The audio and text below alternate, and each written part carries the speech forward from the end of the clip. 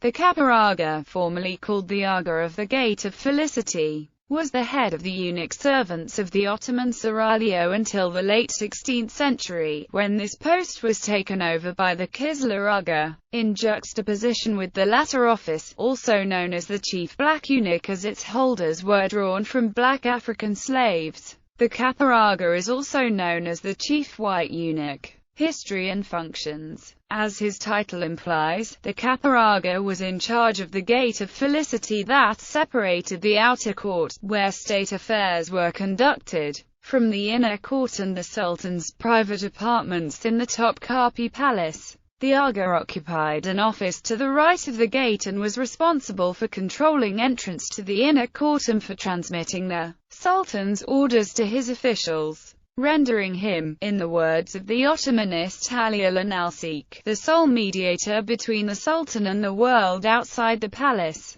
Among the duties of the Kapi Agha and his white eunuchs was also the running of the palace school for the pages of the palace, whose graduates then went on to provide the administrative elite of the empire. The Mosque of the Aghas, in the Topkapi Palace, was built for use by the Kapi Agha and his eunuchs. The Kapi Agha consequently was an influential post, a close advisor to the Sultan, unable to play a decisive role in the imperial succession. Its holders bore the rank of vizier and came in precedence only after the Grand Vizier and the Sheikh al-Islam. At his heyday in the 15th and 16th centuries, the Kapi Agha rivaled the Grand Vizier for importance. Nevertheless, and in contrast to his analogues in other Islamic states, usually denoted by variants of the title Hajib, the holders of the office never expanded their power to the extent that they could rival the Sultan's own. Unlike their counterparts, the Kapi Aghas controlled neither the administrative apparatus, which remained firmly in the hands of the Grand Vizier, nor the palace troops, which were commanded by another official, the Agha of the Janissaries,